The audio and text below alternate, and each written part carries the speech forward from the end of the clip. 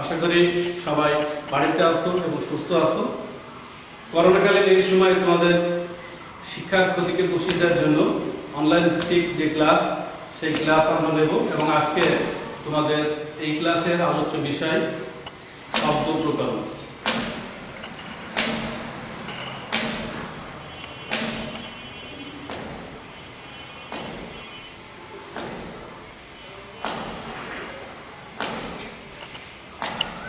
শব্দ প্রকরণ আসলে প্রথমে আমাদের জেনে নিতে হবে যে আসলে শব্দটা কি। মানুষ তার মনের ভাব প্রকাশ করে ভাষার মাধ্যমে এবং ভাষার অন্যতম ভিত্তি হল শব্দ। এই শব্দ কোনভাবে আসে? শব্দ হলো এক জাতীয় আওয়াজ, যে আওয়াজ থেকে শব্দের উৎপত্তি হয়। আর শব্দের সংজ্ঞায় যদি আমরা বলি তাহলে বলতে হবে যে কতগুলো অর্থপূর্ণ বর্ণ ও ধ্বনির সমষ্টিকে বলা হয় শব্দ। তাহলে শব্দের সংজ্ঞা আমরা কি বলবো? অর্থপূর্ণ বর্ণ এবং শব্দের সমষ্টি হলো শব্দ। ল যোগ ভুল হলো, এটা ল।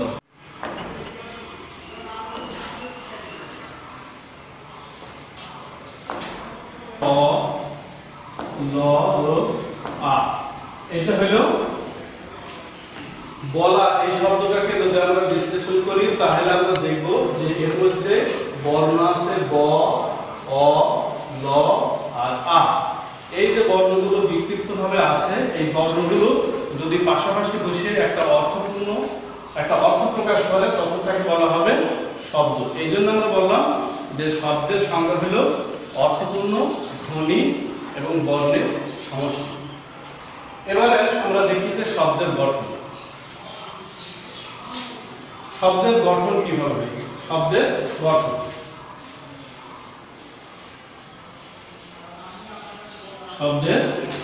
গঠন পৃথিবীতে যত ভাষাই আছে প্রত্যেকটা ভাষা নিজে নিজে কখনো স্বয়ংসম্পূর্ণ হতে পারে না। আমাদের বাংলা ভাষাও তার ব্যতিক্রম না। এই বাংলা ভাষার মধ্যে অনেক বিদেশি শব্দ আমাদের ভাষার মধ্যে আছে। তো এই বিভিন্ন ভাষার থেকে শব্দ এসে বাংলা ভাষাটাকে আরো সমৃদ্ধ করেছে, এই ভাষার শব্দ ভান্ডারকে সমৃদ্ধ করেছে। বুঝতে পারছো প্রিয় শিক্ষার্থী? তাহলে শব্দের গঠনটা হচ্ছে বিভিন্ন ভাষা থেকে আগত শব্দের সমষ্টি, যার মাধ্যমে আমাদের ভাষা সমৃদ্ধ হয়েছে এবং আমাদের শব্দের ভান্ডারকে পরিপূর্ণ হয়েছে। এবার আমরা দেখি শব্দের শ্রেণী বিভাগ, অর্থাৎ শব্দকে কোন কোন শ্রেণীতে ভাগ করা যায় সেটা আমরা দেখব। তাহলে শব্দের শ্রেণী বিভাগ আমরা দেখি।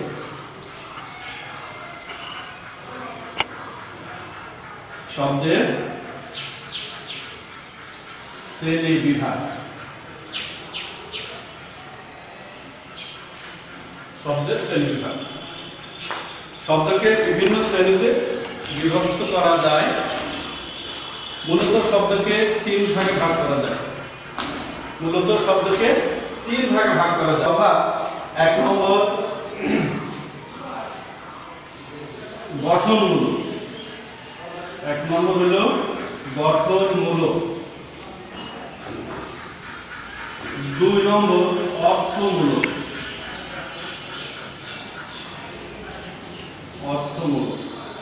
আর তিন নম্বর হলো উৎসমূলক।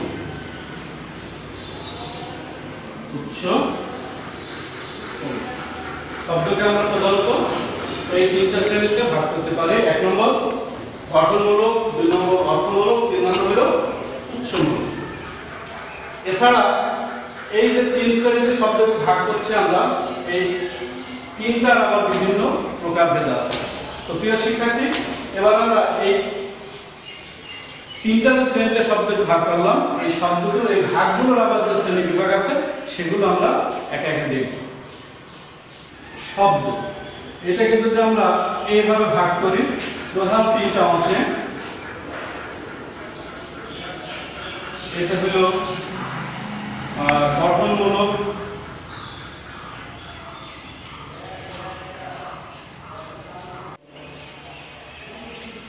দুই নম্বর হলো অর্থমূলক, গঠনমূলক,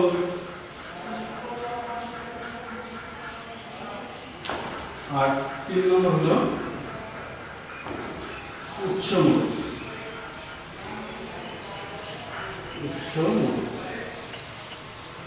তাহলে গঠনমূলক, এই গঠনমূলককে আমরা আবার দুই ভাগে ভাগ করতে পারি। গঠনমূলককে আমরা দুই ভাগে ভাগ করতে পারি, এটাকে আমরা দুইটা ভাগে ভাগ করতে পারি। এক নম্বর হলো মৌলিক শব্দ, মৌলিক শব্দ, আর 2 নম্বর হলো সাধিত শব্দ। সাধিত শব্দ, গঠনমূলক শব্দকে আমরা দুই ভাগে ভাগ করতে পারি, একটা হচ্ছে মৌলিক শব্দ আর একটা হলো সাধিত শব্দ। অর্থমূলক শব্দকে আমরা 3 ভাগে ভাগ করতে পারি। 1 নম্বর যৌগিক শব্দ, যৌগিক শব্দ। 2 নম্বর রূঢ় বা রূঢ়ি শব্দ, রূঢ় বা রূঢ়ি শব্দ। আর 3 নম্বর হচ্ছে যৌগুণ শব্দ, যৌগুণ শব্দ। আর উৎসমূলক শব্দটাকে আমরা 5 ভাগে ভাগ করতে পারি। 1 নম্বর তৎসম শব্দ, 2 নম্বর হলো অর্ধ তৎসম শব্দ, অর্ধ তৎসম শব্দ। 3 নম্বর তদ্ভব শব্দ, তদ্ভব শব্দ। 4 নম্বর দেশি শব্দ, আর 5 নম্বর বিদেশি শব্দ, বিদেশি। তো শিক্ষার্থীবৃন্দ দেখো, আমরা শব্দটাকে 3 ভাগে ভাগ করেছি এবং এর ভিতরে যে ভাগগুলো আছে সেই ভাগগুলো আমরা এখানে লিখে তোমাদেরকে দেখিয়েছি। আশা করি তোমরা শব্দের যে শ্রেণী বিভাগ আছে সেই শ্রেণী বিভাগটা তোমরা বুঝতে সক্ষম হবে। এবার আমি গঠনমূলক ভাবে যে শব্দ 2 প্রকার, মৌলিক শব্দ আর সাধিত শব্দ, আমি সেইটা নিয়ে এখানে আলোচনা করব। এই মৌলিক শব্দ এবং সাধিত শব্দ কাকে বলে। গঠনমূলক ভাবে যে বললাম যে শব্দ 2 প্রকার। 1 নম্বর হলো মৌলিক শব্দ, 1 নম্বর হলো মৌলিক শব্দ, মৌলিক শব্দ। এই মৌলিক শব্দটা কি? মৌলিক মানে হলো মূল, মৌলিক মানে হলো মূল। আর যদি সংখ্যাকার আমরা বলি যে মৌলিক শব্দ কাকে বলে, তাহলে আমরা বলতে পারি যেসব শব্দগুলোকে ভাঙা যায় না বা বিশ্লেষণ করা যায় না সেগুলোকে বলা হয় মৌলিক শব্দ। যেমন মা, যেমন মা, এই শব্দটাকে আমরা ভাঙতে পারবো না বা বিশ্লেষণ করতে পারবো না। এর মূল অর্থ মানে মৌলিক শব্দ হলো যেটাকে ভাঙা যায় না বা বিশ্লেষণ করা যায় না। যেমন মা, এই শব্দটাকে আর ভাঙা যায় না। 2 নম্বর হলো সাধিত শব্দ, সাধিত শব্দ, সাধিত শব্দ। সাধিত শব্দ কোনটা? যেসব শব্দকে ভাঙা যায় বা বিশ্লেষণ করা যায়, যেসব শব্দকে ভাঙা যায় এবং বিশ্লেষণ করা যায় সেগুলোকে বলা হয় সাধিত শব্দ। অর্থাৎ মূল শব্দের সাথে আরো অন্যান্য কিছু যুক্ত হয়ে যেসব শব্দ তৈরি হয় সেগুলোকে বলা হয় সাধিত শব্দ। যেমন দেখো এখানে যে ঢাকা একটা শব্দ, ঢাকা একটা শব্দ যার অর্থ একটা স্থান, এর সাথে আই প্রত্যয় যুক্ত হয়েছে, আই প্রত্যয় যুক্ত হয়েছে হয়ে হচ্ছে ঢাকায়। অর্থাৎ এটা হলো মূল শব্দ, এর সাথে আই প্রত্যয় যুক্ত হয়েছে। তাহলে সাধিত শব্দ হলো যেসব শব্দকে ভাঙা যায়, বিশ্লেষণ করা যায়, অর্থাৎ এই শব্দের সাথে মূল শব্দ থাকবে এবং তার সাথে আরো অন্যান্য শব্দ যুক্ত হয়, এই জাতীয় শব্দগুলোকে বলা হয় সাধিত শব্দ। তো শিক্ষার্থীরা তাহলে মৌলিক শব্দ এবং সাধিত শব্দ কি এটা আশা করি তোমরা বুঝতে পারবে। এবার আমরা দেখি অর্থ অনুসারে শব্দের যে শ্রেণী বিভাগগুলো আছে সেগুলো কি এবং কাকে বলে। অর্থ অর্থ অনুসারে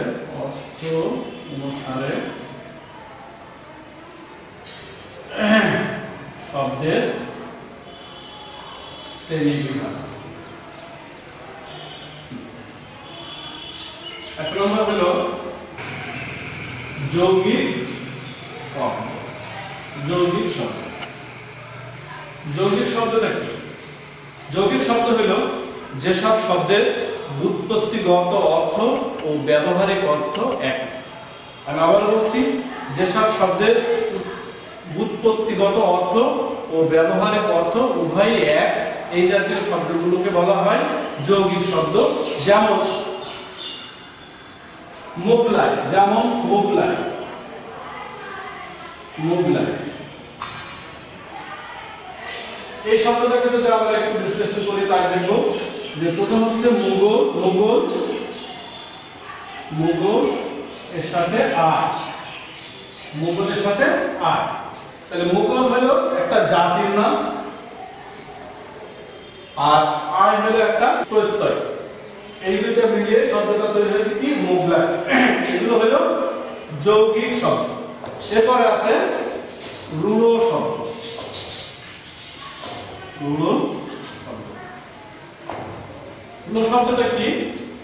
যেসব শব্দের প্রত্যয় এবং উপসর্গ যদি গঠিত, কিন্তু মূল শব্দের অনুগামী না হয়ে অন্য অর্থ প্রকাশ করে।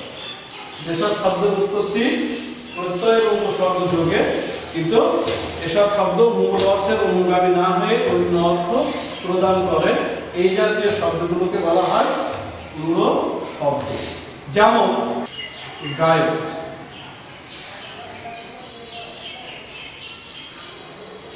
যেমন গায়ক এই শব্দটা আমরা বিশ্লেষণ করে দেখলে কি পাবো?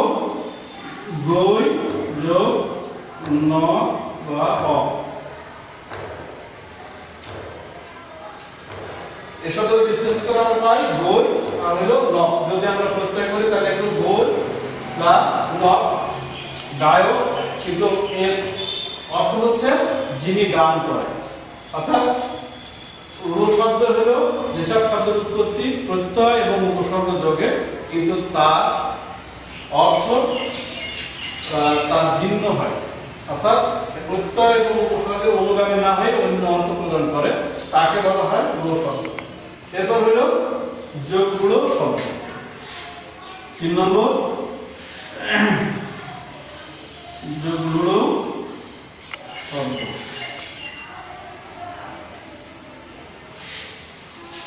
যেসব শব্দের উৎপত্তি সমাস থেকে, অর্থাৎ সমাস নিষ্পন্ন শব্দ, কিন্তু এই শব্দগুলো মূল অর্থের অনুগামী না হয়ে অন্য অর্থ প্রদান করে, এই জাতীয় শব্দগুলোকে বলা হয় যোগরূঢ় শব্দ। আমি আবার বলছি, যেসব শব্দের উৎপত্তি সমাস, যেসব শব্দ সমাসজাত কিন্তু মূল অর্থের অনুগামী না হয়ে অন্য আরেকটা বিশেষ অর্থ প্রকাশ করে, অর্থাৎ এই জাতীয় শব্দগুলো দুই রকম অর্থ থাকে, এইগুলোকে বলা হয় যোগরূঢ় শব্দ। যেমন আমরা উদাহরণ হিসেবে দেখি পঙ্কজ, পঙ্কজ, পঙ্কজটা কি? পঙ্ক মান হলো কাদা, তাহলে পঙ্কজ হলো কাদায় জন্মে যা, কাদায় জন্ম যা, তাকে বলা হয় পঙ্কজ। কিন্তু আসলে পঙ্কজ হলো পদ্মফুল। তাহলে কি হলো যে পঙ্কজ জন্ম হচ্ছে কাদায়, কিন্তু তার অর্থ আরেকটা আছে, সেটাকে বলা হয় পদ্মফুল। তেমনি ভাবে আছে সন্দেশ। সন্দেশ মূল অর্থ কি? একটা মিষ্টান্ন, আরেকটা হলো সন্দেশ।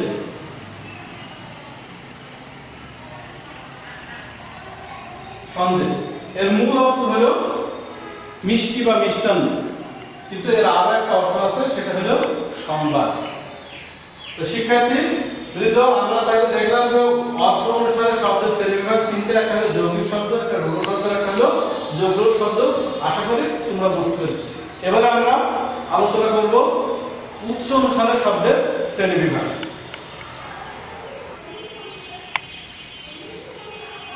উৎস অনুসারে শব্দের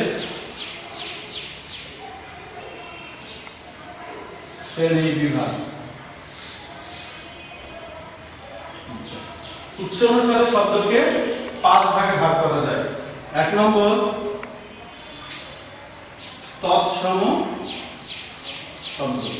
1 নম্বর হলো তৎসম শব্দ।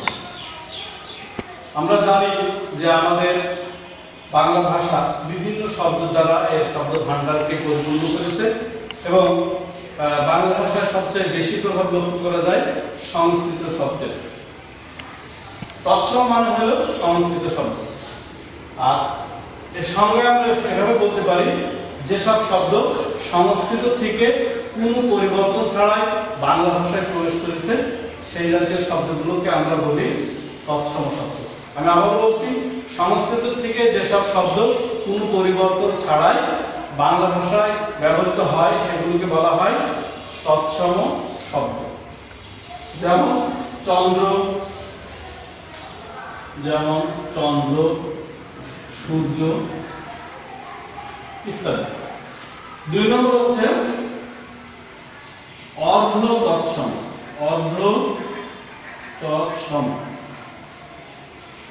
অর্ধ তৎসম শব্দের অর্থ হলো অর্ধেক কার সমান। তাহলে অর্ধেক কার সমান? অর্ধেক সংস্কৃতের সমান। অর্ধেক সংস্কৃতের সমান আর অর্ধেক সংস্কৃতের সমান নয়। অর্থাৎ যেসব শব্দ সংস্কৃত থেকে কিছুটা পরিবর্তিত হয়ে বাংলা ভাষায় এসেছে এই জাতীয় শব্দগুলোকে আমরা বলি অর্ধ তৎসম শব্দ। অর্ধ তৎসম শব্দটা আমরা বুঝলাম যেসব শব্দ সংস্কৃত থেকে কিছুটা পরিবর্তিত হয়ে বাংলায় এসেছে সেগুলোকে বলা হয় অর্ধ তৎসম শব্দ। যেমন কৃষ্ণ, এটা কিছুটা পরিবর্তিত হয়ে এরকম এসেছে কেষ্ট। কৃষ্ণকে আমরা কেষ্ট বলেও ডাকি, কিন্তু মূল শব্দ সংস্কৃত ছিল কৃষ্ণ, কিছুটা পরিবর্তিত হয়ে অর্থাৎ অর্ধ তৎসম এসে হয়েছে কেষ্ট। 3 নম্বর তদ্ভব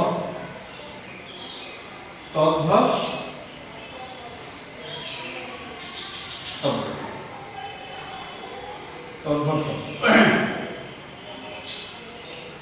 তদ্ভব অর্থ হচ্ছে তার থেকে উদ্ভব। তদ্ভব শব্দের অর্থ হলো তার থেকে উদ্ভব। কার থেকে? সংস্কৃত থেকে উদ্ভব।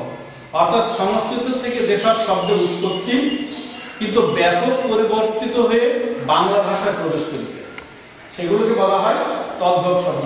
আমি আবার বলছি, যেসব শব্দ সংস্কৃত থেকে উৎপত্তি কিন্তু ব্যাপক পরিবর্তন হয়ে বাংলা ভাষায় এসেছে এগুলোকে বলা হয় তদ্ভব শব্দ। যেমন আমরা দেখি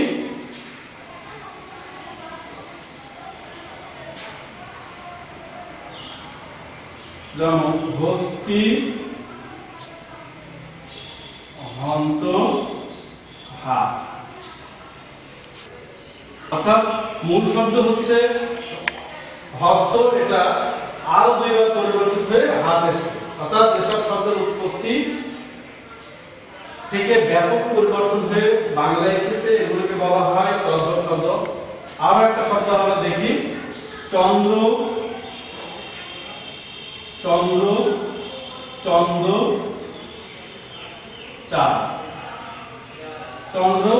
চাঁদ, মূল শব্দ হলো চন্দ্র, তারপর পরিবর্তন হয়ে এসেছে চন্দ্র, তারপর পরিবর্তন হয়ে এসেছে চাঁদ। তাহলে যেসব শব্দের উৎপত্তি সংস্কৃত থেকে কিন্তু ব্যাপক পরিবর্তন হয়ে বাংলায় এসেছে এগুলোকে বলা হয় তদ্ভব শব্দ। এরপর আমরা দেখি দেশি শব্দ।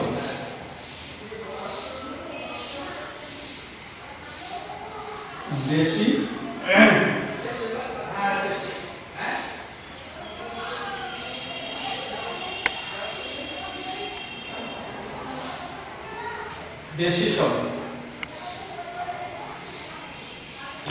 দেশি শব্দ হলো এদেশের আদি অধিবাসীদের যেসব ব্যবহৃত শব্দ এখনো আমাদের ভাষায় আছে এগুলোকে বলা হয় দেশি শব্দ। যেমন ঢেকি,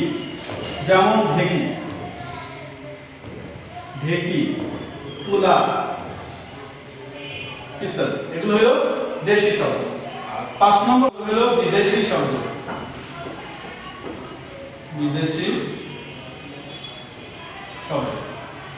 বিদেশি শব্দ বলতে আমরা সহজেই বুঝতে পারছি যে আসলে বিদেশি শব্দটা কি। যেসব শব্দের মানে বিদেশি ভাষার যেসব শব্দ আমাদের ভাষায় ব্যবহৃত হয় সেগুলো হচ্ছে বিদেশি শব্দ। অর্থাৎ বাংলা বাইরে যেসব ভাষা আছে, যেমন ইংরেজি, আরবি, উর্দু, হিন্দি, উড়িয়া, গুজরাটি, মারাঠি, চায়না, এরকম যেসব ভাষাগুলো আছে, এইসব ভাষার যেসব শব্দ আমাদের ভাষায় ব্যবহৃত হয় সেইগুলোকে বলা হয় বিদেশি শব্দ। যেমন টেবিল,